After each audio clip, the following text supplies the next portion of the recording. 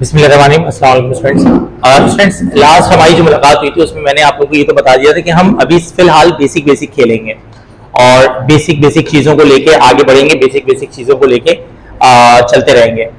कुछ important factors के मुताबिक पढ़ा था हमने, जिसमें लास्ट जो टॉपिक हुआ था वो वर्क का हुआ था। और वालेकुम अस्सलाम। और आज हम वर्क से ही आगे क्या करेंगे, कंटिन्यू करेंगे। जरा देखते हैं आगे के फैक्टर्स को। ख्याल रखिएगा कि ये जो स्टार्टिंग के 5 लेक्चर्स हैं, आज मेरे ख्याल से तीसरा होगा या चौथा लेक्चर होगा, इसके बाद एक लेक्चर और रह जाएगा। उसमें हमारे पास फिजिक्स की जो पूरी की पूरी बेसिक टर्म्स हैं, बेसिक चीजें। देखिए याद रखिएगा, कोई भी इमारत बनाने के लिए ना, कोई भी बिल्डिंग बनाने के लिए सबसे पहले उसकी क्या होना जरूरी है, बेस होना जरूरी है। एप्टीट्यूड में या फिर मेरे जैसे जो टीचर होते हैं वो इस लेवल को जब पढ़ा रहे होते हैं तो वो इमेजिन पता है क्या करते हैं कि यार बच्चे की बेस तो बनी हुई होगी, यानी बच्चा तो फर्स्ट या सेकंड ईयर करके आया होगा। जब फर्स्ट या सेकंड ईयर करके आया होगा तो उसको सारी चीजें पता ही होंगी। लेकिन होता क्या है नॉर्मल तौर पे कि अब जिस तरह की जेंट्री आ रही है, जिस तरह के बच्चे मेरे पास आ रहे हैं, मुझे एक आइडिया बल्कि यकीन हो गया वक्त के साथ कि भैया उन बच्चों की बेस भी नहीं है। तो सबसे पहले तो आप क्या बनाएं, बेस बनाएं। जब बेस बन गई उसके बाद जैसे जैसे मैं ऊपर इमारत तामीर करता चला जाऊंगा तो आप पुरानी चीजों को क्या करते जाओगे, रिप्लाई करते जाओगे। और ये मेरी रिक्वेस्ट भी होगी कि वो स्टूडेंट्स अगर सपोज करें जैसे न्यू आके बैठते हैं, फर्स्ट क्लास में आके बैठते हैं, जैसे अब एप्टीट्यूड के इससे पहले कितने लेक्चर्स हो चुके हैं, 3 लेक्चर्स हो चुके हैं, तो वो पहले 3 लेक्चर्स देखें। सारी चीजों की रिकॉर्डिंग तुम लोग को व्हाट्सएप ग्रुप पे मिल जाती होगी, ठीक है ना। तो आपके पास जैसे 3 लेक्चर्स हुए तो तीनों लेक्चर्स की रिकॉर्डिंग मिल गई। तो आप सपोज करो कोई क्लास मिस हो जाती है तो भी रिकॉर्डिंग देखते हो। अदरवाइज अगर सपोज करो कि आप न्यू आके बैठते हो तो पहले उन रिकॉर्डिंग्स को देखो और उसके बाद फिर आगे क्या करो, कंटिन्यू करो। खैर, अब चलते हैं आज के टॉपिक की तरफ। आज का हमारा जो टॉपिक है वर्क के बाद के टॉपिक कंटिन्यू होगा, क्योंकि पिछले क्लास की ही अपनी कंटिन्यूटी है।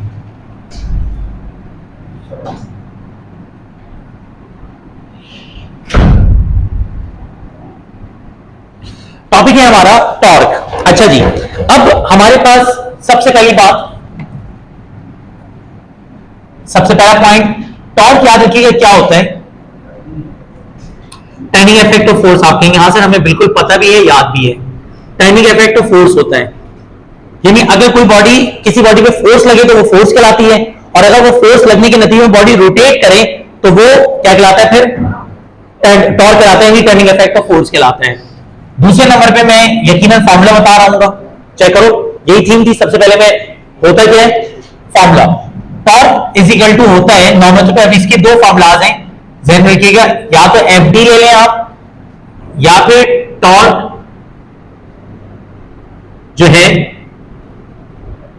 वो एफ क्रॉस आर के बराबर लें। दोनों का मतलब एक ही है, बस ये कि ये वेक्टर फॉर्म है और ये इसकी बेसिक फॉर्म है। तो torque is equal to F D या फिर torque is equal to F R. तीसरे नंबर पे याद रखिएगा ये एक वेक्टर क्वांटिटी होती है।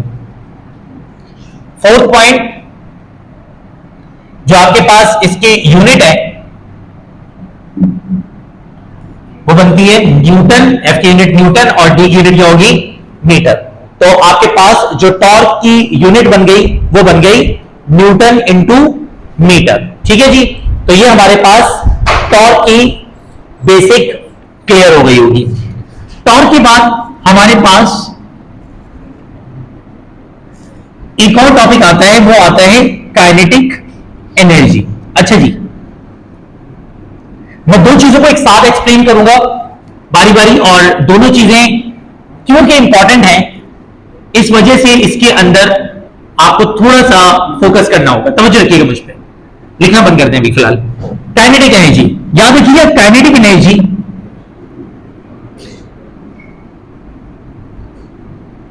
ऐसी एनर्जी होती है जो कि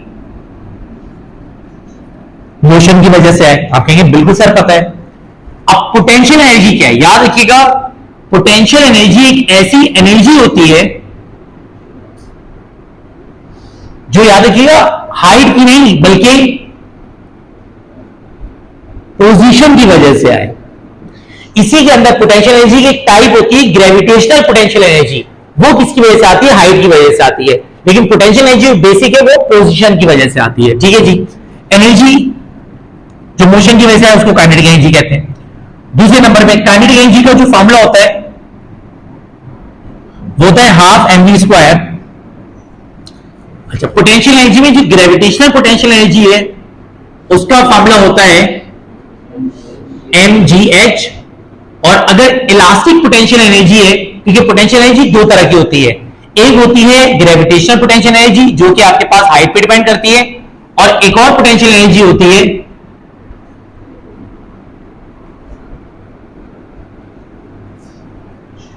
और वो इलास्टिक पोटेंशियल एनर्जी होती है, और वो हाफ के एक्स स्क्वायर के बराबर होती है।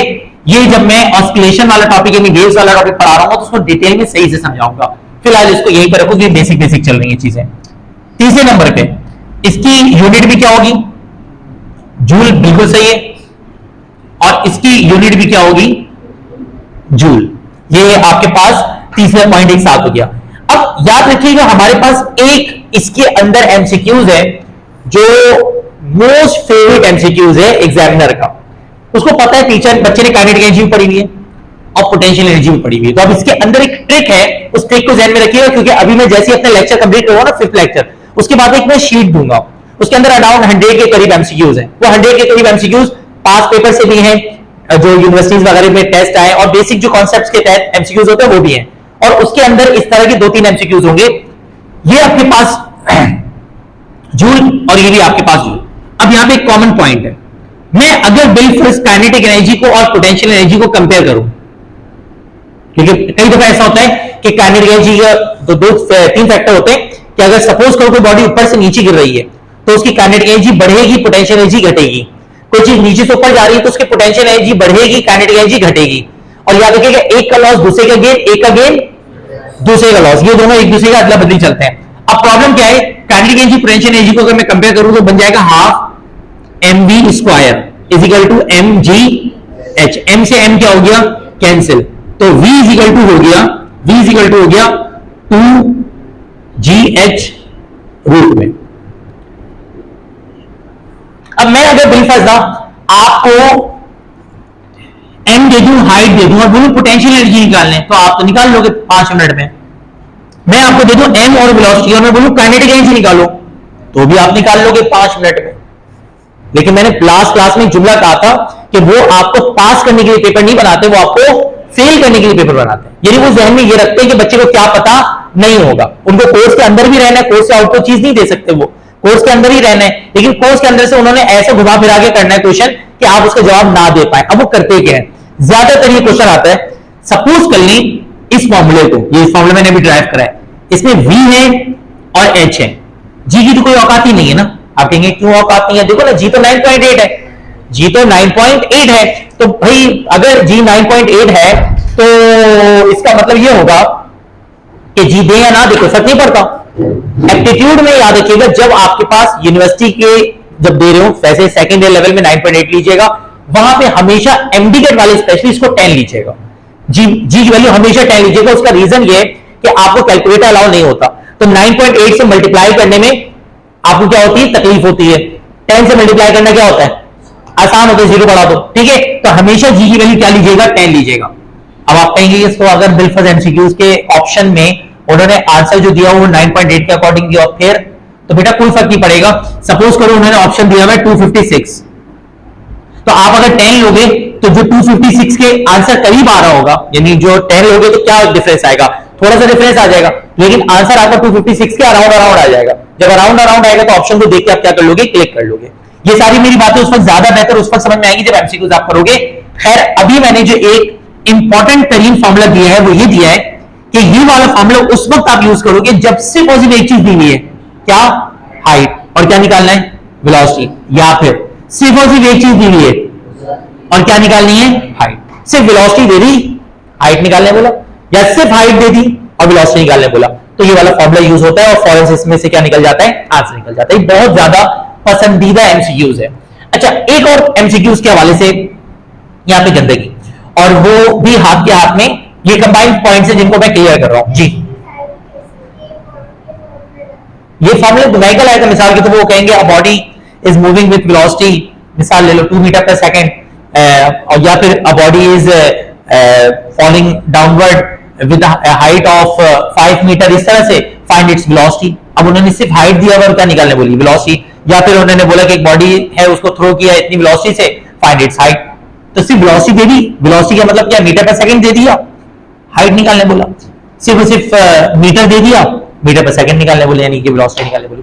खैर आगे चलते हैं। अब एक और इसमें कॉमन पॉइंट क्या है, ये वाला फॉर्मूला देखो, kinetic energy equal to half M V square. आप कहेंगे हाफ बिंदास है, काइनेटिक एनर्जी मास के क्या है डायरेक्टली, और वेलोसिटी क्या है इनवर्सली। इस पॉइंट को यहां पे जहन में रखिएगा। मैं ये सेम टॉपिक पढ़ाऊंगा चैप्टर नंबर 17 यानी सेकंड ईयर के जब उसमें आऊंगा, तो जाओ जो बेटा, ये पॉइंट बड़ा इंपॉर्टेंट है।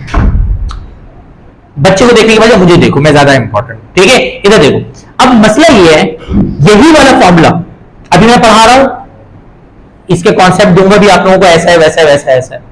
मैं अगेन सेकंड ईयर में यही वाला फॉर्मूला दोबारा लिखूंगा, मॉडर्न फिजिक्स का जब टॉपिक पढ़ा रहा होगा, और उसमें यही फॉर्मूला लिखवा के आपको जो मैंने कॉन्सेप्ट यहां पे बताया होगा ना, वहां इस सारे कॉन्सेप्ट को गलत बोलूंगा और टोटली एक अलग कॉन्सेप्ट दूंगा। अब आपको जहन में पिक करना होगा कि वो मैं उस वक्त बता दूंगा कि किस टाइम पे क्या फर्क आएगा। मिसाल ले लो, मैं यहां पे भी मास बोलूं, मास बढ़ाने से काइनेटिक एनर्जी क्या होती है, बढ़ती है। वहां मैं उल्टी बात बोलूंगा, वहां मैं उल्टी बात बताऊंगा कि मास जो है वो डायरेक्टली नहीं इनवर्सली आता, कि सामने नजर आ रहा है मास क्या है, मैं वहां बोलूंगा मास इनवर्सली है। अब वो वहां पे डिटेल में एक्सप्लेन करूंगा, फिलहाल इस कॉन्सेप्ट को ले लो। अगर ये फॉर्मूला है, तो मास अगर डबल करूं तो काइनेटिक एनर्जी क्या हो जाएगी, डबल। लेकिन अगर मैं वेलोसिटी को डबल करूं तो काइनेटिक एनर्जी क्या हो जाएगी, 4 टाइम। फर्क को समझें, वेलोसिटी क्या है स्क्वायर, तो अगर मैं वेलोसिटी को क्या करूं डबल, तो काइनेटिक एनर्जी क्या हो जाएगी 4 टाइम हो जाएगी। ये बात समझ में आ गई। एक काम करें, इसी के नीचे एक एमसीक्यूज लिखें जरा, सीजीएस में और हाँ बिल्कुल होता है एमसीक्यूज, बिल्कुल मैं बता देता हूं। अच्छा, हमारे पास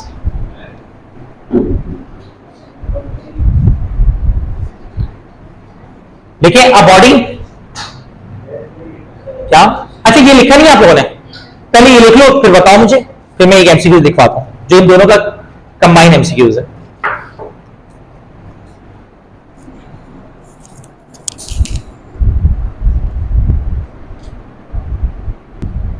लिखिए बेटा, डन, सवाल लिखें।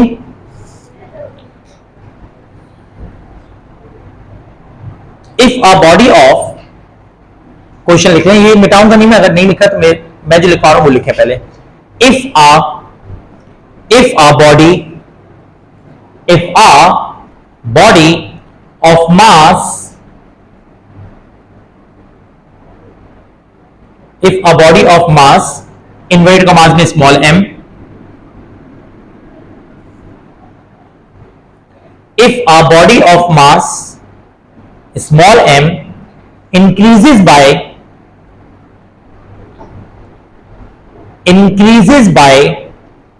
if a body of mass small m increases by 2 times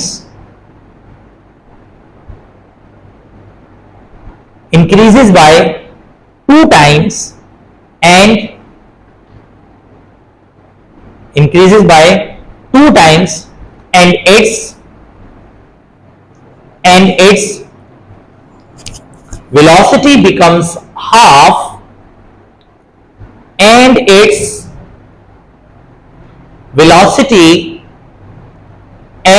velocity becomes half, then its kinetic energy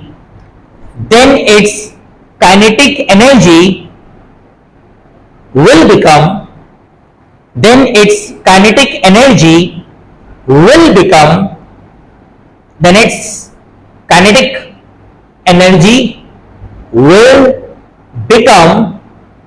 अब ऑप्शन नंबर ए लिखो, number 1 option number A remain same, option number A में लिखो remain same, option number A remain same, option number B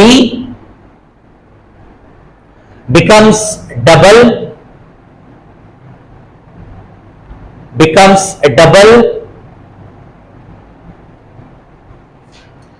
option number C becomes half,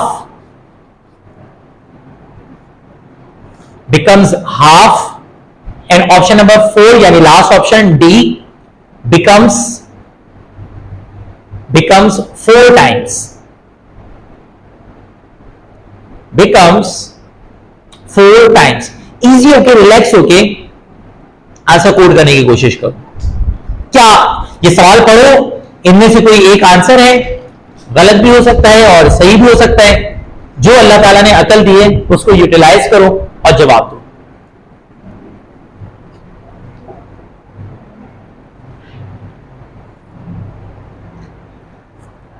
ये मैंने जानबूझ के MCQs लिखवा दिए क्योंकि आगे कई न्यूमेरिकल आएंगे इस तरह के क्वेश्चंस आएंगे।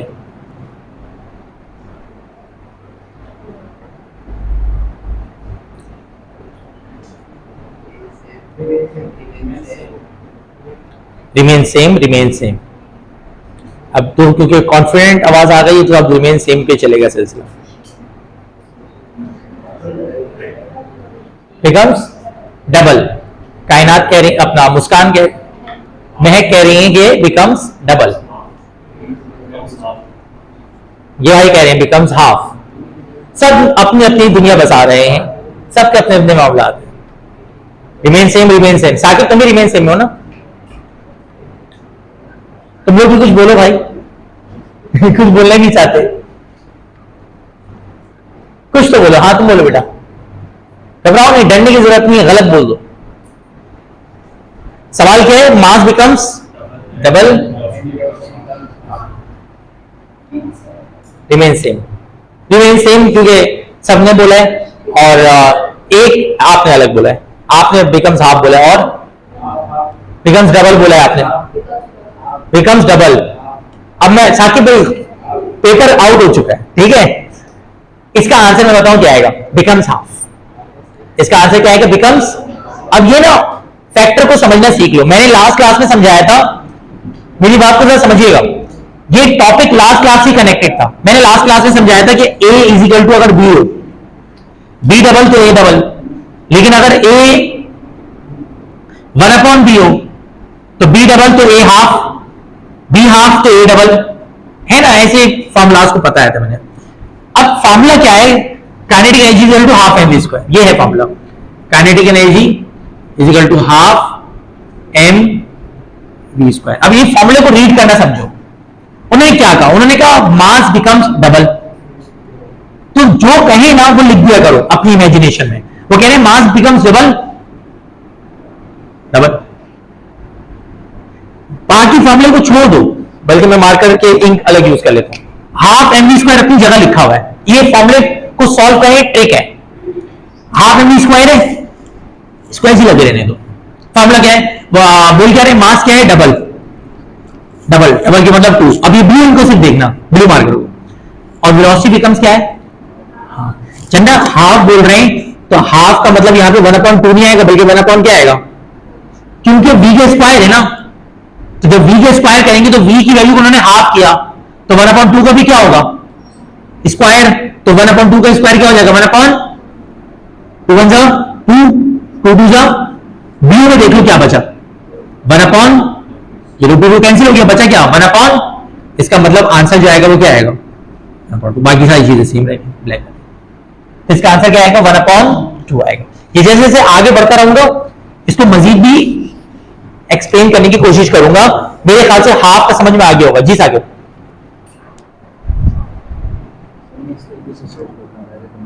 हाँ सही है, बस तुमने गलती ये की कि वेलोसिटी का स्क्वायर है ना भाई, तो जब वेलोसिटी का स्क्वायर है तो हाफ का स्क्वायर नहीं करोगे।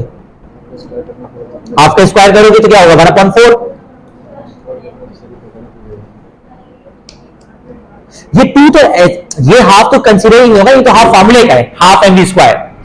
इस हाफ को तो ले ही नहीं सकते। हाफ mv स्क्वायर को तो अपनी जगह पे रखना है आपने, वरना तो तुमने हाफ को तो कैलकुलेशन में यूज कर लिया। तो अब बचा क्या? mv square. mv square kinetic energy बन जाएगी। हाफ mv स्क्वायर को अपनी जगह पे रखना है ताकि हाफ mv स्क्वायर को आप काइनेटिक एनर्जी बोल दो। यानी यहां पे मैंने जब लिखा था तो हाफ mv स्क्वायर की जगह क्या आ गया? Kinetic energy. यानी काइनेटिक एनर्जी बिकम्स हाफ। तो हाफ mv स्क्वायर में हाफ को कैलकुलेशन में यूज थोड़ी कर सकते हो आप। फॉर्मूले में वैल्यूज डाल रहे हैं फिर उसको डबल और हाफ। ये मुश्किल तरीकेकार है ना, मुश्किल तरीकेकार है। आप देख के जब आंसर निकाल सकते हो तो इतनी लंबी क्यों करोगे? ये तरीकेकार भी सही है, लेकिन जो मैंने तरीकेकार बताया वो ये क्या बताया कि फॉर्मूले को अपनी जगह रहने दो। मिसाल मैं इसको और थोड़ा सा एक्सप्लेन करता हूं बच्चों के वाले अंदाज में। काइनेटिक एनर्जी का फॉर्मूला है हाफ mv स्क्वायर, ठीक है? मैंने कहा, सवाल किया मैंने कहा एक बॉडी है और उसका जो मास है, ये इस तरह की बदतमीजियां होती हैं। एक बॉडी है और उसका जो मास है वो हो गया एक्स नॉट। ये मैं मुश्किल करके बना रहा हूं थोड़ा सा, ये एमडी कैट में इस तरह की बदतमीजी होती है, ऐसे घुमा फिरा के। एक्स नॉट है, एक बॉडी है, उसका मास क्या है एक्स नॉट, ठीक है, उसका मास एक्स नॉट कर दिया गया है और उसकी जो वेलोसिटी है, जो उसकी वेलोसिटी है वो हाफ ऑफ एक्स नॉट कर दी गई है। अब ये इस तरह की बदतमीजी कर रहा है। एक बॉडी है, उसकी उसका मास क्या कर दिया गया एक्स नॉट, यानी अब यहां पे उन्होंने क्या किया, एक्स नॉट को क्या ले ली वैल्यू, इस तरह की भी वैल्यूज आ सकती हैं, और उसकी जो वेलोसिटी है उसको उन्होंने क्या कर दिया है हाफ ऑफ एक्स नॉट। बताओ बॉडी की काइनेटिक एनर्जी कितने टाइम हो जाएगी, ये बॉडी की काइनेटिक एनर्जी क्या बन जाएगी। इसका बेहतरीन तरीकेकार क्या है, हाफ एम वी स्क्वायर को छेड़ो ही मत, हाफ एम वी स्क्वायर को क्या ना करो, छेड़ो ही नहीं। जस्ट आपने एम की जगह क्या रखा एक्स नॉट, यानी एम की वैल्यू क्या है एक्स नॉट, यहां पे आपने एक्स नॉट लिख दिया, एम वी स्क्वायर और हाफ अपनी जगह है, और वी नॉट स्क्वायर की जगह क्या लिख दिया हाफ एक्स नॉट स्क्वायर। अब इमेजिनेशन में एम की जगह क्या चल गया एक्स नॉट, और वी स्क्वायर की जगह हाफ एक्स नॉट का क्या हो जाएगा 1/,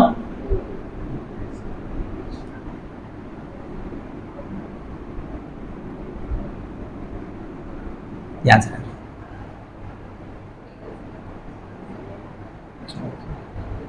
हो गया, आंसर आ गया। हत्या कि इस तरह का अगर सवाल घुमा के दे देना, आप यकीन मानो लेटर होता है कराची कि पता नहीं क्या पूछ लिया, इस तरह से घुमा पड़ा हुआ कुछ नहीं, उसी फॉर्मूले से अंदर से एक उन्होंने जो ना ट्रिकी क्वेश्चन बनाया है, नथिंग, आपको जस्ट वैल्यू पुट करनी है। मैं चलो ये थोड़ा मुश्किल लगा है, मैं और थोड़ा सा आसान करके देता हूं। एक बॉडी है और मैं कह रहा हूं उसके मास को मैंने 4 टाइम कर दिया है, एक बॉडी है उसके मास को मैंने क्या कर दिया है 4 टाइम, और उसकी वेलोसिटी को मैंने कर दिया है 3 टाइम। एक बॉडी है उसके मास को मैंने क्या कर दिया है 4 टाइम, और उसकी वेलोसिटी को मैंने क्या कर दिया है, देख के डायरेक्ट आंसर बताओ क्या आएगा, कुछ नहीं करें आप ये फॉर्मूला ऐसी रहने थे, मास की जगह क्या लिखा आपने 4, वेलोसिटी की जगह क्या लिखना है 3 का स्क्वायर क्या आ गया 9, 9 4 जा 30, 36 टाइम आंसर आएगा। 1/2 तो लिखा ही नहीं ना मैंने, कंसीडर नहीं किया ना। अच्छा चलो और एक और खेलते हैं। मैंने कहा एक बॉडी है उसके मास को मैंने कर दिया सेम, बल्कि चेंज करता हूं, एक बॉडी मैंने मास को कर दिया हाफ, एक बॉडी है उसके मास को मैंने क्या कर दिया हाफ, और उसकी वेलोसिटी को भी मैंने कर दिया हाफ। अब ये वाला बड़ा सवाल आ भी चुका है पास पेपर में। एक बॉडी है और मैंने उसकी उसके मास और उसकी स्पीड दोनों को क्या कर दिया हाफ। एक बॉडी है उसका मैंने मास भी हाफ कर दिया और उसकी वेलोसिटी भी क्या कर दी half. What will be the kinetic energy, पता क्या हो 1/, एग्जैक्टली पता है नहीं 2 to the 4, हाँ 4 to the 8 सही है। आप क्या करेंगे, देखिए मास को क्या किया है हाफ और वेलोसिटी को भी क्या किया है हाफ।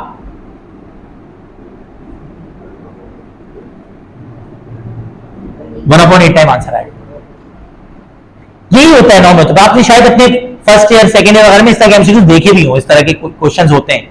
क्लियर हो गया, ये है बस। मैं अब आपको कॉन्सेप्ट नहीं लिया, मैं सवाल कर रहा हूं, फौरन जवाब देते रहे। मिसाल के तौर पे अब इस फॉर्मूले के ऊपर क्लास गुजर जाएगी तो इस पर मजीद टाइम वेस्ट नहीं करते। मेरे ख्याल से कॉन्सेप्ट टेक कर गए आप लोग, कर गए सारे पे, इस तरह से करते हैं। मजीद practice makes a man perfect, आगे चलते जाएंगे इंशाल्लाह, क्लियर होती जाएंगी चीजें। दिस इज कॉल्ड कॉन्सेप्ट बेटा, कॉन्सेप्ट इसको कहते हैं। अच्छा जी, पोटेंशियल एनर्जी और काइनेटिक एनर्जी, एक चीज याद रखिएगा, इस बच्चे ने एक बात की कि काइनेटिक एनर्जी और पोटेंशियल एनर्जी के ना वो बता दें आप। तो जो वर्क में होगा ना, जो कहा होगा वर्क में, वो यहां होगा, क्योंकि वर्क नहीं टॉर्क की गलत चीज है। हाँ टॉर्क की निकाल देते हैं, टॉर्क की आप लोग बता दें, मैं नहीं बताना। टॉर्क की जरा बताएं, यूनिट न्यूटन मीटर है। अब लोग पेज पलट रहे हैं, शर्म नहीं आती पेज पलटते हुए। टॉर्क की न्यूटन मीटर है, बताओ एफपीएस में क्या होगी। क्या डायरेक्ट बताना चाहिए था, अबे एलबी मीटर होगी। फोर्स यूनिट क्या होती है न्यूटन, कहां गया न्यूटन, और इसमें एफपीएस में क्या होती है एलबी। एलबी किसे कहते हैं पाउंड, पाउंड होती है ना इसकी यूनिट फोर्स की। तो फोर्स की न्यूटन की जगह क्या आ गया पाउंड मीटर अपनी जगह। एक गलती की है मैंने, एलबी और फुट, एलबी और फुट आ जाएगा। क्लियर हो गया? अच्छा उसमें क्या आएगा, dyne into centimetre, dyne into centimetre. ये ना वो चीज है जो रट्टा मार के आप नहीं सीख सकते, आपको समझ में आएंगी तो समझ में आएगा। जैसे कुछ बच्चे अगर पहली क्लास में उनको समझ में नहीं आ रहा होगा ये करके आ रहे हैं सर, एलबी फुट समझ में आ गया कैसे आया, और डाइन इंटू सेंटीमीटर भी समझ में आ गया कैसे आया, मुश्किल तो नहीं है। चलते हैं जी आगे। क्लियर हो गया? ये तुमने पीछे की क्लासेस दी हैं, वो रिकॉर्डिंग तो थी ना तुम्हारे पास। अब ये सब मैंने उसमें एक्सप्लेन किया भाई, ये इन लोगों को समझ में आ रहा होगा, देखना तो फिर समझ में आएगा क्या कर रहा हूं मैं। ठीक है, ये सिस्टम के अकॉर्डिंग यूनिट बनाना मैंने सिखाई थी। अच्छा अब आ जाओ भाई नेक्स्ट टॉपिक पे। पोटेंशियल एनर्जी की बात बेटा एक टॉपिक है और उसको कहते हैं बेटा पावर। अच्छा अब पावर, इधर देखो भाई, पावर जो है, पहली बात पावर का मतलब होता है rate of doing work.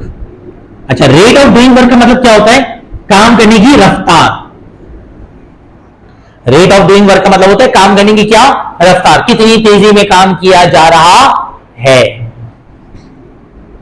Rate of doing work is called power.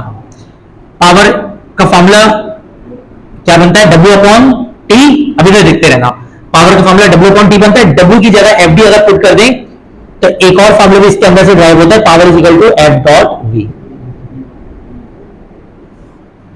तो power is equal to W upon T भी आ गया, W is equal to FD आया, D अपॉन टी V के बराबर आया, तो power is equal to F dot V भी है। कितने फॉर्मूलाज हो गए, 2। तीसरे नंबर पे पावर का फॉर्मूला W अपॉन टी है, पावर का फॉर्मूला F डॉट V है। एक और चीज याद रखिएगा, जो आपके पास पावर है उसकी यूनिट, जो पावर है वो कौन सी क्वांटिटी है, स्केलर। इन दोनों को मैंने नहीं बताया स्केलर है या वेक्टर है, डायरेक्ट आपसे पूछ रहा हूं, काइनेटिक एनर्जी स्केलर होगी वेक्टर होगी?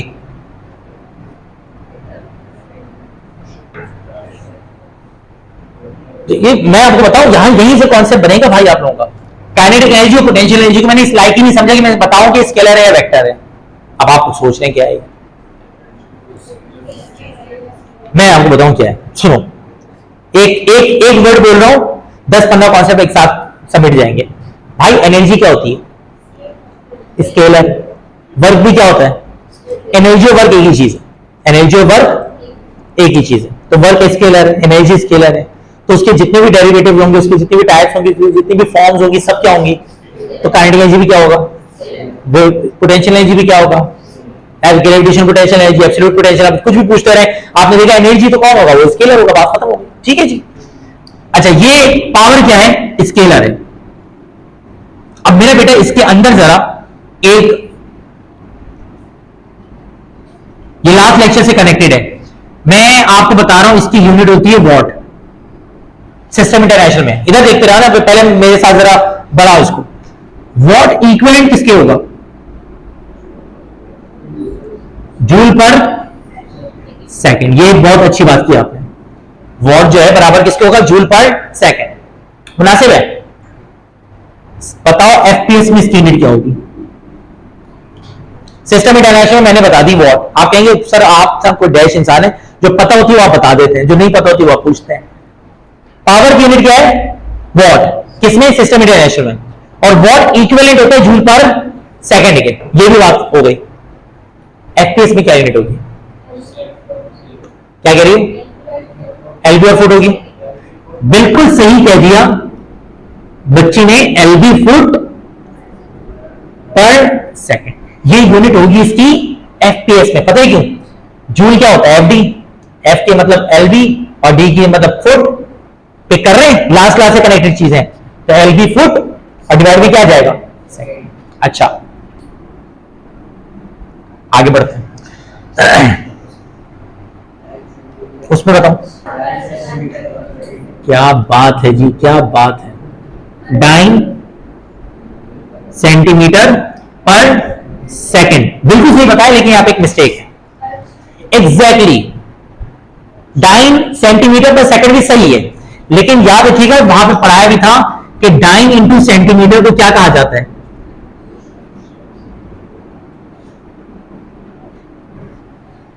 याद आया, 990 सेंटीमीटर को क्या कहा जाता है?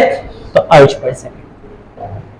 जब ये सब लास्ट क्लास से कनेक्टेड चीजें, अब अगर पीछे की बेस बनी हुई है तो अगली बेस समझ में आएगी, वरना यहीं से चीजें समझ में नहीं आना शुरू हो जाएंगी। ये याद रखिएगा हमेशा। कहीं भी छोटा सा भी एक ब्लॉक अगर खाली रह जाए ना, पूरी दीवार का नक्शा क्या हो जाता है? खराब हो जाता है। तो आपको एक एक अपनी बेस बनाते हुए आगे बढ़ना होगा।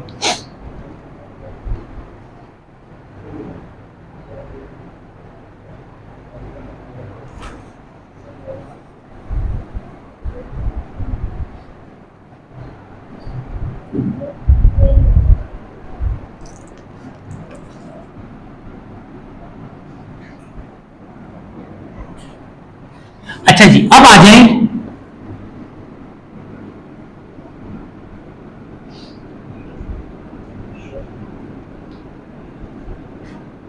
प्रेशर। प्रेशर के साथ में एक और चीज क्लियर करूंगा,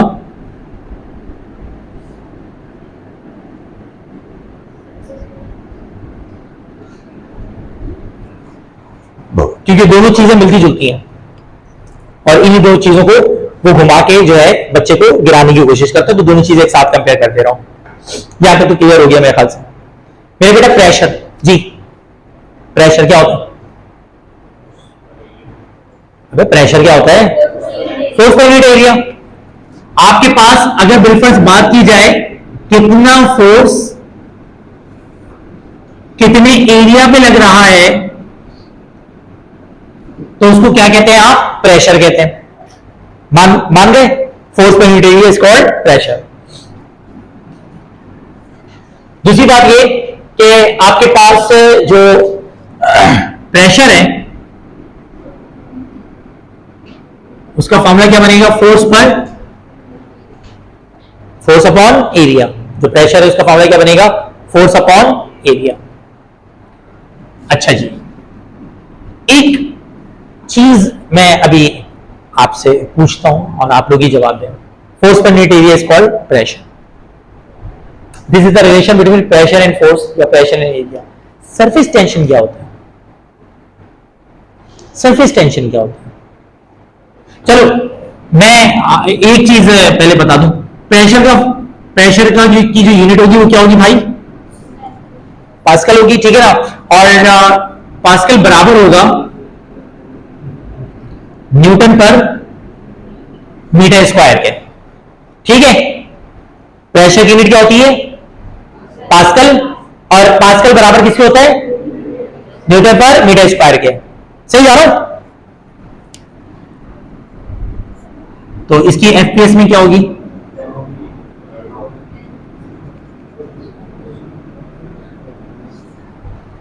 आ रहा समझ में? अभी वेक्टर लगाने की जरूरत नहीं पड़ेगी, फौरन आप खुद ही पिक कर रहे हैं कि यार एलबी पर फुट स्क्वायर है। अच्छा जी, एक और पता है, डाइन पर चलता जा रहा है सिलसिला। ये तो कर लिया मैंने। सरफेस टेंशन क्या है? मैं आपको एक बार बात बताऊं, मेरा एक्सपीरियंस कहता है कि प्रेशर से ज्यादा ना सरफेस टेंशन के एमसीक्यूज आते हैं। ये मेरा तजुर्बा। जो प्रेशर के कॉन्सेप्ट बने, अभी आप लोगों को इतना मुश्किल लग रहा है ना, ये मैं आपको स्टार्ट में क्लियर कर दूं। अक्सर लोग पूछते हैं कि सर ये एप्टीट्यूड की पढ़ाई होती किस तरह से, कब तक चल रही होती क्लासेस, कैसे कैसे चलती हैं? अभी आपको देखें संडे हर संडे क्लास हो रही है। अच्छा, आज से माशाल्लाह आप लोगों की केमिस्ट्री की क्लास भी स्टार्ट हो जाएगी। और केमिस्ट्री के जो सर आप लोगों के आ रहे हैं, तो मेरे ख्याल मुझे नहीं लगता आप लोगों ने अपने करियर में केमिस्ट्री के ऐसे टीचर से पढ़ा होगा। जो टीचर जो है वो भारत में अच्छे दोस्त भी हैं और बड़ी मुश्किल से तुम लोगों के लिए टाइम निकलवाया है, और बहुत मेरे हिसाब से मेरे best of the best chemistry teacher है, ठीक है ना? और एप्टीट्यूड के एक्सपर्ट साकिब दिल से जो है ना, वीडियो रिकॉर्ड हो रही है वैसे मैं कोई कमेंट नहीं करना चाह रहा, लेकिन बहुत अच्छे टीचर है केमिस्ट्री के। आज क्लास स्टार्ट होगी केमिस्ट्री की, तो आप लोगों को खुद इंशाल्लाह पढ़ के भी आइडिया हो जाएगा। एप्टीट्यूड के एक्सपर्ट टीचर है, वो केमिस्ट्री चलना शुरू हो गई भाई। इधर फिजिक्स तो 2 हफ्ते से चल ही रही है, 3 हफ्ते हो गए, 2 हफ्ते हो गए। इंग्लिश भी चल रही है, हर टीचर आता है पढ़ाता है। अभी आप लोगों को बुक्स मिल जाएंगे, आप लोग बुक से प्रैक्टिस कर रहे होंगे, एमसीक्यूज की प्रैक्टिस कर रहे होंगे, रट्टा मार रहे होंगे, चीजें समझ रहे होंगे। याद रखिएगा एप्टीट्यूड में मैंने एक वर्ड यूज किया, वो गलत, रट्टा है ही नहीं। अभी तक मैंने जितना भी फिजिक्स में पढ़ाया ना, बिलीव मी, इसका रट्टे से कोई ताल्लुक नहीं, ना तो इसका एग्जाम है, ना रट्टा है, ना आपको राइट डाउन करना है कि चलो भाई कल क्वेश्चन आएगा मैं लिखूंगा व्हाट एक्सप्लेन प्रेशर, या ऐसा कुछ नहीं है।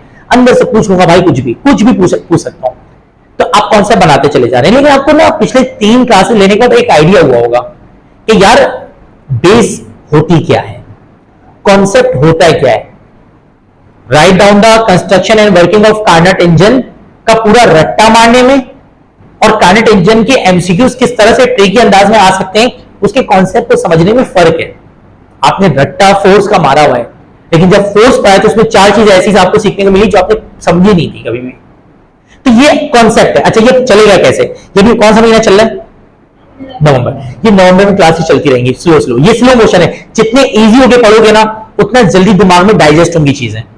नवंबर, फिर उसके बाद फिर उसके बाद फरवरी या मार्च तक की क्लासेस चलती रहेंगी।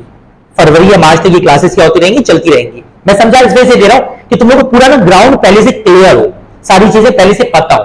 ये फरवरी मार्च तक क्लासेस चलती रहेंगी। अराउंड 70 to 60% एप्टीट्यूड का जो कोर्स होगा ये क्या कर दिया जाएगा? निपटा दिया जाएगा। उसके बाद क्या होता है? क्लास बंद हो जाती है, क्लास खत्म कर दी जाती है। उसका रीजन ये कि इस दफा एक और आप लोगों के साथ अच्छा भी हुआ है, बुरा भी हुआ है। अच्छा इस सेंस में आप लोगों का पेपर चला गया है जून में। आपके कहने से जून में तो नहीं है, मई के लास्ट वीक में अनाउंसमेंट जो हुई है। अबे तो नालायक हो, जब मई के लास्ट वीक में पेपर स्टार्ट होगा तो इसका मतलब क्या है? जून है। पहला पेपर है सपोज करो 27 तारीख को है, तो फिर जून लग गया ना। अब आप पेपर देते देते बहुत समझिएगा, मैं आगे तक आपको प्लानिंग दे रहा हूं जो अक्सर लोग समझ नहीं पाते हैं। ये आपका पेपर चलता रहेगा, आप निपटेंगे जून के 15, 18, 20 को। जैसे ही जून में पेपर खत्म होंगे उसके फौरन बाद प्रैक्टिकल की डेट आ जाती है। फौरन क्या आ जाएगी? यानी 15 जुलाई तक आप धक्कम पेल में लगे हुए किसके? प्रैक्टिकल में। और कंफर्म जुलाई में या अगस्त में आपकी यूनिवर्सिटी की क्या आ जाएंगी? डेट्स आ जाएंगी कि आ जाओ भाई, क्या देना है? टेस्ट। अब वो जो टेस्ट होता है आप अच्छी तरह जानते हैं 50%, 70%, 60% वर्थ रखता है और बुनियादी तौर पर जो सीट्स का फैसला करता है वो टेस्ट करता है। अब वहां पे 2 तरह के बच्चे होते हैं, मैं हर साल फेस करता हूं ऐसे बच्चों को। यही के जौहर के मेरे से 4-5 पिछले साल के सेकेंडरी के बच्चों ने कांटेक्ट किया, मैंने मना कर दिया। मैंने कहा भाई मैं थोड़ी करूंगा एप्टीट्यूड, मैं पढ़ा ही नहीं सकता। क्यों? 1 महीने के अंदर आपको लगता है कि जिस तरह डिटेल में आप एक एक बारीक बारीक चीजों को पढ़ रहे हैं, अचानक से 1-1.5 महीने के अंदर पढ़ सकते हैं? पॉसिबल ही नहीं है। अगर कोई टीचर कहता है तो आपको चीट करता है, वो धोखा दे रहा है, वो पढ़ा ही नहीं सकता। मैं अभी क्या करूं, मुझे रिलैक्स है, मुझे पता है यार इस बच्चे के पास 9-10 महीने हैं अभी, यानी टेस्ट में ही जाएगा 2 जुलाई को, अभी तो साल से ज्यादा पड़ा हुआ, अराउंड साल तो है सीधा सीधा, यानी अराउंड 8 महीने 9 महीने का टाइम है। मैं स्लो स्लो लेके चलता जा रहा हूं। एक चैप्टर एक कॉन्सेप्ट के ऊपर अगर मैं पूरा 1 हफ्ता भी गुजारूं तो भी मेरे पास रिलैक्स टाइम है। प्लस बच्चे को भी टेंशन नहीं होती क्योंकि बच्चे ने लमसम फीस दे दी है। तो अब बच्चा बोलता है भाई मैंने तो फीस दे दी। उसके रीजन ऐसा ही है कि आप जब पेपर के बाद दोबारा आते हैं तो दोबारा बोलते चल भाई ला ऐसा नहीं है, ठीक है ना। ये फीस लमसम होती है, आपकी लमसम फीस हो गई है। अब आपको 1 रुपए उसके बाद पे नहीं करने होते हैं। ये नॉमिनल में जो कोर्स होता है वो जैसे 1 लाख रुपए फीस ले रहे हैं कुछ इदारे 70,000 ले रहे हैं, कुछ 60,000 ले रहे हैं। यहाँ पे भी पैकेज था 50% ऑफ था तो वो सस्ते में हो गया तुम लोगों का काम। लेकिन ये आगे जैसे जाएंगे ना बच्चे तो आप देखिएगा यहाँ पे 70,000 60,000 रुपए फीस देके वो एडमिशन ले रहे हैं सेम चीजों की। और ये जो मेरे सामने कैमरा चल रहा है ना, ये जो कैमरा चल रहा है मैं पागल नहीं हूं, ये जो मैं लगाता हूं ये कैमरे का मतलब यही है कि जो बच्चे आएंगे ना उस वक्त उनको ये दिया जाएगा, बोला जाएगा भाई 10 क्लासेस हो चुकी है पहले देख लेना, उसके बाद 11वीं क्लास में बैठ जाना। जैसे मिसाल के तो यहाँ पे कोई बच्चा अगर आज फर्स्ट क्लास में बैठा हुआ तो उनको 3 क्लास रिवाइज थोड़ी कराई जाएंगी, ये 3 दी जाएंगी। बेटा 3 क्लासेस हो गई है, देख लो 4थी क्लास से एडजस्ट हो जाओगे। अब वक्त के साथ वो होता क्या है कि गुजरता रहता है, फिर आ जाते पेपर। आप लोग ग्रुप बना दिए गए, अब व्हाट्सएप ग्रुप पे ना मैं होता हूं, इस तरह टीचर्स आपको गाइड करते रहेंगे भाई अब इस यूनिवर्सिटी का टेस्ट आ गया, यूनिवर्सिटी का टेस्ट आया, अब आपने सारी बेसिक चीजें पढ़ी नहीं है। फिर आता है असल मार्क का, आपको पूरा कॉन्सेप्ट बना हुआ है, आपको पता है डाइन कब आएगा, यानी जो बेसिक जैसे काइनेटिक एनर्जी के एमसीक्यूज कैसे आएगा। अब आपके पास ग्रुप है, पता चला भाई आप में से 10 बच्चे ऐसे जो एनईडी अप्लाई करने जा रहे हैं। आप में से वैसे भाई 10 बच्चे कौन है एनईडी अप्लाई करने, आ जाओ आप लोग आ जाओ 4 घंटे के लिए, आपको पास पेपर दिए गए।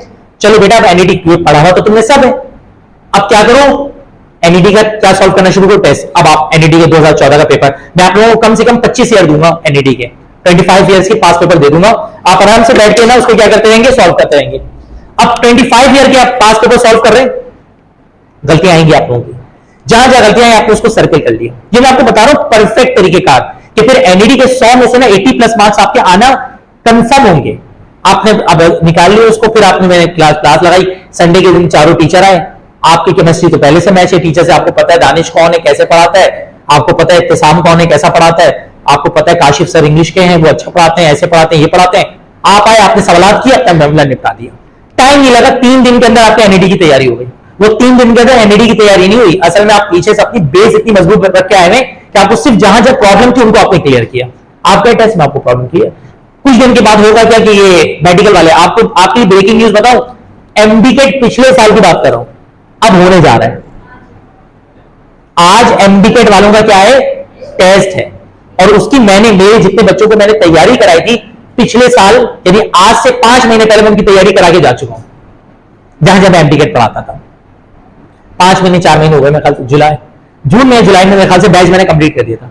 अब जुलाई में मैंने बैच खत्म कर दिया, इस दफा फंड ये हुआ, रिकंडक्ट हुआ है एमडीकेट का। अब एमडीकेट का वो रिकंडक्ट दे रहे बच्चे। लेकिन मुझे एक बात बताओ, ये अगर उसकी बेस क्लियर है, उसने बेसिक्स पढ़ लिए एक दफा में, तो भाई उसको रिकंडक्ट या उसको 40 दफा कंडक्ट करते रहो।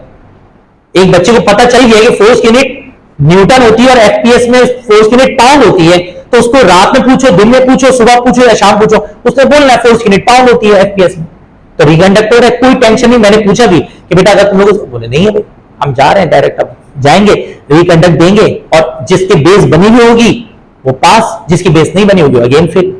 ये सिलसिला चलता रहता है। पिछले साल एनईटी में कितने हजार बच्चे थे जो फेल हो गए, जिनका ए ग्रेड और A1 ग्रेड था। फर्स्ट या सेकेंड में मार्क्स आप ले सकते हो, लेकिन टेस्ट में आप डंडी मार के मार्क्स ले ही नहीं सकते। उसके लिए यही है कि आपको बारीकी के साथ एक एक कॉन्सेप्ट क्या होना चाहिए, क्लियर होना चाहिए, एक एक टॉपिक क्लियर होना चाहिए। प्रेशर अगर बिफोर वर्ड लिखा हो तो प्रेशर के सारी डायमेंशन आपको पता होनी चाहिए कि इसके अंदर से एमसीक्यू कैसे कैसे आ सकता है। गलती कहां पे करता है बच्चा, एमसीक्यू रट्टा मारने लग जाता है। मुझसे पूछते हैं बहुत से ऑनलाइन बच्चे ये लोग कि सर आप बुक बता दें कौन सी याद करनी है। आप 40 बुक पढ़ लो, चैलेंज देता हूं, फिर भी आप फेल हो जाओगे। बुक से कोई फायदा ही नहीं है, कॉन्सेप्ट बना के फायदे। हाँ, कॉन्सेप्ट बनाओ, उसके बाद बुक की प्रैक्टिस हो। सर्फेस टेंशन नाम सुना हुआ है पहले से या पहली दफा सुन रहे हो? क्या होता है? हाँ, ये सब सही है। सरफेस पे जो मॉलिक्यूल लगा रहे हैं वो हो गया। सरफेस टेंशन क्या है? प्रेशर सरफेस पे लगेगी, वो सरफेस टेंशन है। आपके लिए गलत है, क्योंकि मेरे स्टाइल से आपको पता चल रहा है कुछ ना कुछ गलती हो गई है।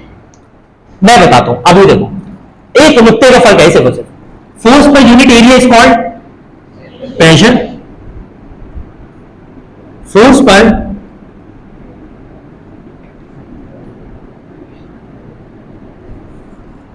Unit length is called, force per unit length is called. अगर लेंथ की बात की जाए, फोर्स कितने एरिया पे लग रही है तो ये प्रेशर कहलाता है, और कितनी फोर्स कितने, ये क्या कहलाता है? Surface tension. अब यहीं से सारी चीजें बनाना शुरू करो। सरफेस टेंशन नॉर्मल इसको इससे रिप्रेजेंट कर रहे होते हैं, फोर्स पर एल क्या बन जाएगा? F upon L. अब यही एक यूनिट बनाओ, जरा बताओ यूनिट क्या होगी? यूनिट इज न्यूटन पर मीटर। यूनिट क्या बन गई? न्यूटन पर मीटर। एक और यूनिट बन गई एलबी पर फुट। एक और यूनिट बन गई सेंटीमीटर पर, सॉरी डाइन पर सेंटीमीटर। कर गया पिक?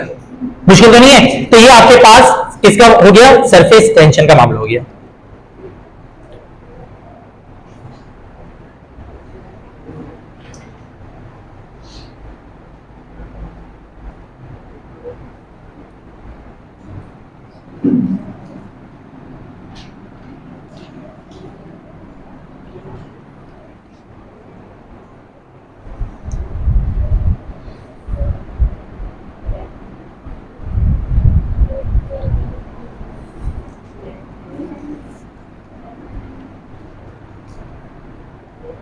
डन। प्रेशर हो गया, सरफेस टेंशन हो गया।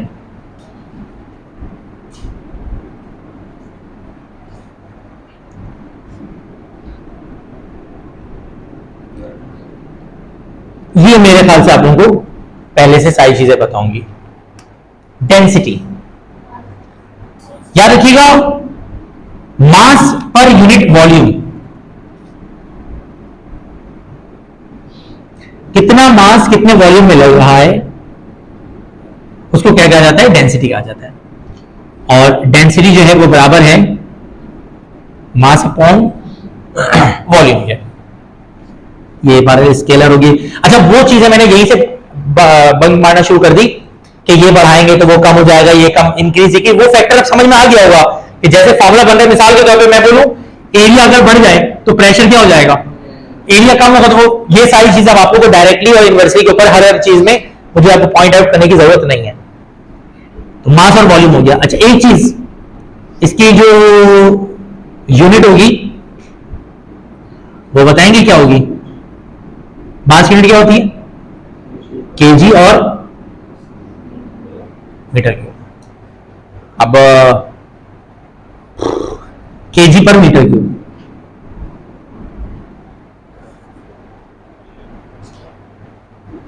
एफपीएस में क्या होगी? एफपीएस।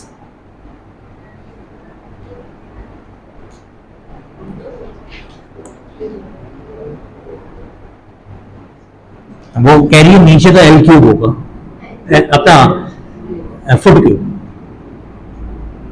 नीचे तो फुट क्यूब होगा। बात तो सही है। ऊपर मास आ गया, बदतमीजी हो गई थोड़ी सी।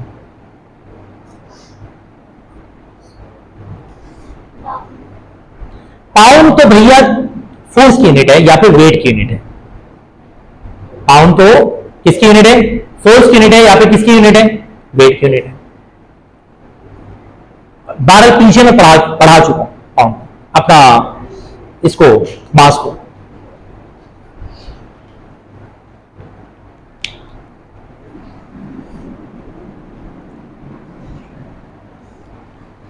स्टैंडर्ड में आ रहा है ये, हिंट भी दे रहा हूं, एस से आता है ये रिकॉर्डिंग है भाई। ये ऑनलाइन वालों थोड़ा सा मिस हो गया, तो हमारे पास बस ये इन शॉर्ट समझ लो कि आपके पास जो यूनिट होती है वो स्लज होती है, ठीक है।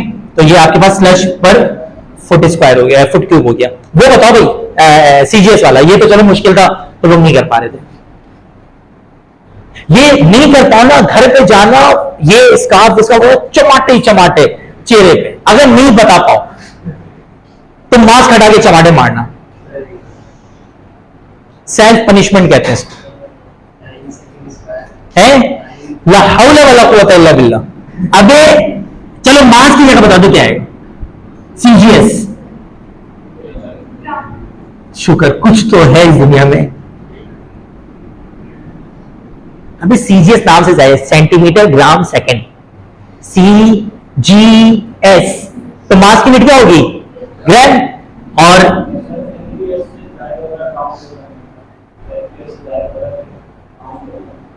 एफपीएस, इसमें तो अभी सीजीएस कर लो ना। एफपीएस में पाउंड होगा, किसकी यूनिट? ना चंदा, मास की यूनिट पाउंड नहीं हो। अच्छा, तुम कह रहे हो अगर इस तरह से कहें तो ये तुमने बड़ी प्यारी बात की। CGS centimetre gram second, FPS foot pound और सेकंड। बस ये फर्क याद रखना, यहां पे जो पाउंड है ना ये यूनिट वेट का है और वेट फोर्स के बराबर होता है। That is why in FPS unit of अपना mass is not pound. Mass की यूनिट पाउंड नहीं है, मास की यूनिट क्या होती है? स्लज होती है। और वेट या फिर फोर्स की यूनिट क्या होती है? पाउंड। तो ये वेट और फोर्स क्या होती है? एक चीज होती है। वेट और मास एक चीज नहीं होती फिजिक्स के टर्म में। खैर यहां पे आओ, ग्राम और नीचे बताओ फिर क्या आएगा? अभी बताओ, ये सच है, बताओ इसको निकाल सकते थे आप खुद से भी, तो क्या नहीं हो पा रहा? निकाल नहीं पा रहे। बस ये फर्क है, याद रखिएगा। मैं बार बार कह रहा हूं, आज पाकिस्तान लाहौर वाला पाकिस्तान नहीं है, वो है इंडिया और ऑस्ट्रेलिया का वर्ल्ड कप है। तो मैटर पता है क्या होगा कि आज जो वर्ल्ड कप में परफॉर्म करेगा वो वर्ल्ड कप विनर है भाई। सब भूल जाएंगे पुराने पापों को, पुरानी जीत, पुरानी हार को। अगर अल्लाह ना करे, आज अल्लाह ना करे, मतलब अल्लाह करे इंडिया हार जाता है, अगर इंडिया हार जाता है तो लाइन से सारे मैच जीत के आ रहा है, लेकिन कोई इज्जत नहीं रहेगी कि यार, अफसोस ज्यादा होगा उसको बल्कि कि सब जीते हैं बाबे, हम हार गए। तो खैर डेंसिटी जो है आपके पास ग्राम पर सेंटीमीटर क्यूब के बराबर आ गई। यहां पर आपके पास जो चीजें हैं और कोशिश करें पीछे की चीजों को प्रैक्टिस में रखें। अब अगले हफ्ते आप लोगों की 2 टास्क दे रहा हूं मैं। यहां पे फर्स्ट ईयर की जो बेसिक बेसिक चीजें हैं वो ऑलमोस्ट क्या हो गई हैं, एंड हो गई हैं, और फर्स्ट ईयर में अराउंड 10 के करीब और फैक्टर रह गए। उनको कंप्लीट करवा के हमारा फर्स्ट ईयर की जो बेसिक स्ट्रक्चर है वो आपका बन जाएगा। तो मैं सेकेंड ईयर पे आऊंगा। अगले हफ्ते में लास्ट के 25 मिनट्स होंगे, उसमें लाइव क्लास नहीं जारी होगी और आप लोगों की जो क्या कहते हैं मतलब रिकॉर्डिंग नहीं हो रही होगी क्लास की, और आप लोगों के जो है 25 मिनट्स में मैं वर्कशीट का टेस्ट लूंगा, एक वो वर्कशीट दूंगा। कोशिश कीजिएगा एक फाइल बना लें, कोशिश कीजिएगा क्या बना लें, फाइल, एक खर्चा कर लें, 25-30 रुपए की फाइल ले लें। जो वर्कशीट आपको मिलती जाए, जो वर्कशीट आपको मिलती जाए, क्योंकि टाइमली आपको वर्कशीट मिलेगी, सारी चीज वक्त के साथ मिलेगी, तो वर्कशीट जो मिलती जाए उसको एक फाइल में क्या करते जाए, कंपाइल करते जाए। तो वक्त के साथ में होगा क्या कि आप उसकी प्रैक्टिस करते जाएंगे, तो बाद में जब आपका टेस्ट आएगा, टेस्ट याद रखिएगा 8 महीने 7 महीने बाद आएगा, तो उस वक्त वो सारी शीट आपके पास मौजूद होगी, आप फौरन फौरन प्रैक्टिस करेंगे और मूव ऑन करेंगे। ठीक है, और आसानी आप लोगों के लिए बेस्ट ये कि आपको पूरी क्लास की जो ना बैकअप मिलेगा, तो किसी टाइम पे कोई भी क्लास रिवाइज कर सकते हैं आप। ठीक है जी, इंशाल्लाह कल मुलाकात करते हैं आप कल। आज आप लोग का काफी लंबा टास्क है, केमिस्ट्री की क्लास भी है, इंशाल्लाह कल मुलाकात करेंगे। अल्लाह हाफिज।